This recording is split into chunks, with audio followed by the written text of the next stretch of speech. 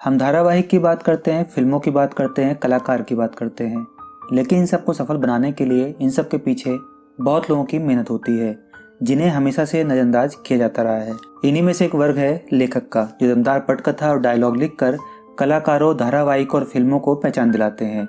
अभिनेता या अभिनेत्री की प्रसिद्धि की अगर कोई पहली सीढ़ी है तो वो है पटकथा और उनके डायलॉग्स, और यही प्रसिद्धि दिलाने का काम एक लेखक की कलम करती है। इन्हीं लेखकों में से एक सुप्रसिद्ध लेखक हैं डॉक्टर राही मासूम रजा, जिन्होंने महाभारत धारावाहिक के डायलॉग्स लिखकर इस धारावाहिक को ऊंचाई में पहुंचाया, जहां पहुंचना किसी भी धारावाहिक के लिए आसान नहीं है। राही साहब के जीवन के बारे में जानेंगे, लेकिन उससे पहले आपसे निवेदन है, चैनल को अगर अब तक भी सब्सक्राइब नहीं किया है तो कर लें। एक यही चीज है जो हमें और वीडियो बनाने में मदद करती है। कमेंट करके जरूर बताना आपको वीडियो कैसा लगा, और पसंद आए तो लाइक भी कर दें। डॉक्टर राही मासूम रजा का जन्म 1 सितंबर 1925 में गाजीपुर जिले के गंगौली गांव में हुआ था, और प्रारंभिक शिक्षा दीक्षा गंगा किनारे गाजीपुर शहर के एक मोहल्ले में हुई थी।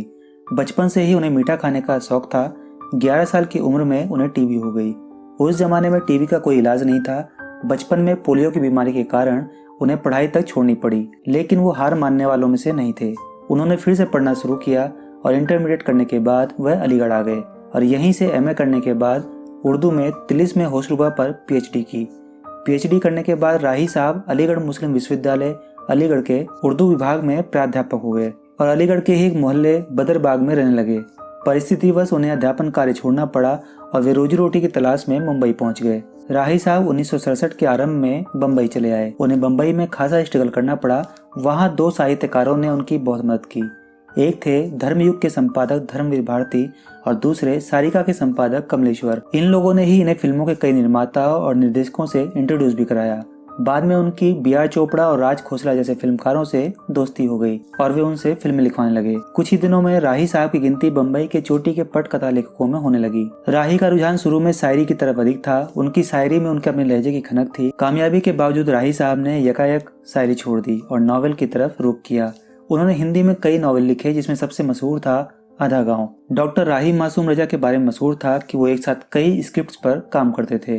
इसी दौरान इनकी मुलाकात नयरा से हुई, जिनसे उन्होंने शादी की।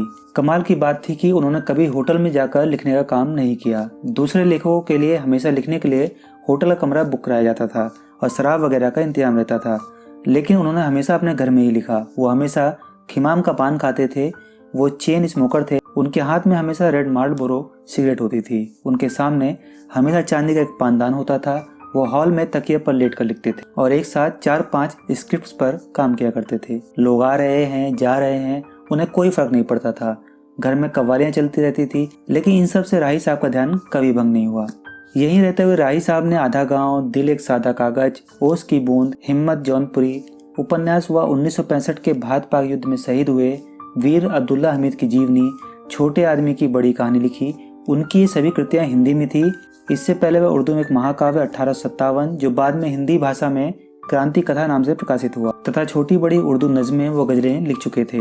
मुंबई रहकर उन्होंने 300 फिल्मों की पटकथा और संवाद लिखे तथा दूरदर्शन के लिए 100 से अधिक धारावाहिक लिखे, जिनमें नीम का पेड़, मैं तुलसी तेरे आंगन की, डिस्को डांसर, महाभारत, गोलमाल, कर्ज, जुदाई, हम 5, परंपरा अविस्मरणीय है। महाभारत धारावाहिक भारत के सबसे लोकप्रिय टीवी धारावाहिकों में से एक बन गया है।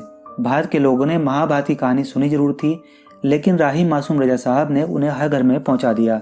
शुरू में जब बी.आर. चोपड़ा जी ने उन्हें महाभारत लिखने का प्रस्ताव दिया तो उन्होंने उसे अस्वीकार कर दिया, लेकिन ये बात किसी तरह समाचार पत्रों में छप गई। जब बी.आर. चोपड़ा जी ने घोषणा की कि डॉक्टर राही मासूम रजा साहब महाभारत के संवाद लिखेंगे, तो उनके पास पत्रों की झड़ी लग गई, जिनका लबोलबाब था कि सारे हिंदू मर गए हैं जो आप एक मुसलमान से महाभारत लिखवा रहे हैं। चोपड़ा साहब ने सभी पत्र राही साहब के पास भेज दिए।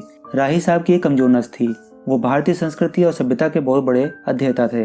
अगले दिन उन्होंने चोपड़ा साहब को फोन किया, चोपड़ा साहब, महाभारत अब मैं ही लिखूंगा। मैं गंगा का बेटा हूँ। मुझसे ज्यादा हिंदुस्तान की संस्कृति और सभ्यता को कौन जानता है। और इस प्रकार से उन्होंने महाभारत की पटकथा लिखने के लिए हामी भरी। राही साहब का धर्म को संकीर्ण ढंग से देखने वालों से हमेशा 36 का आंकड़ा रहा। राही साहब ने मुंबई में फिल्म लेखन की सारी बुलंदियों को छुआ, लेकिन बहुत अधिक पैसा नहीं कमा पाए। उन्हें कभी पैसा मांगना नहीं आया। फिल्म इंस्टीट्यूट का कोई बंदा उनसे फिल्म लिखवाने जाता था तो वो उससे कोई पैसा नहीं लेते थे, क्योंकि वो मानते थे कि वो भी उसी इंस्टीट्यूट से पढ़े हैं। आधा गांव के माध्यम से राही साहब ने उस मुस्लिम दृष्टिकोण और मुस्लिम राष्ट्रीयता को जन जन तक पहुंचाने का प्रयास किया जो न सिर्फ भारतीय होने के अधिकारी हैं, बल्कि उसके साथ किसी धर्म को जोड़ना शायद उचित नहीं है। राही मासूम रजा कट्टरता के सख्त विरोधी रचनाकार तो थे ही, लेकिन उनका विरोध अपने अंदर एक मूल्यवान सांस्कृतिक पहचान को समेटे हुए था। वे जानते थे कि सामाजिक कुरीतियों का निवारण हमारी अपनी संस्कृति से ही निकल कर आएगी। इसलिए न उनसे तुलसी छूट पाए और न कालिदास, और इसलिए वे कालिदास के मेघदूत से महादेव को संदेश पहुंचाने की बात करते थे। जीवन में संघर्ष को उन्होंने बहुत ही कम उम्र में अनुभव किया था। जिंदगी को आजमाना जैसे रजा साहब के बचपन का खेल सा हो गया। इसी तरह वे अपने नज़मों में भी संघर्ष को बड़े आशिकाना ढंग से पेश करते रहे। डॉक्टर राही मासूम रजा का निधन 15 मार्च 1992 को मुंबई में हुआ।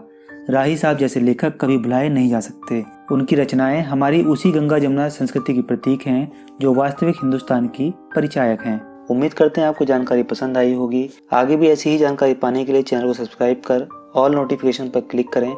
साथ ही साथ सोशल मीडिया जैसे इंस्टाग्राम, फेसबुक और ट्विटर पर भी हमें सपोर्ट करें। मिलेंगे आपसे फिर एक नए वीडियो में। तब तक आप चैनल पर उपलब्ध सभी पुराने वीडियो भी देखें।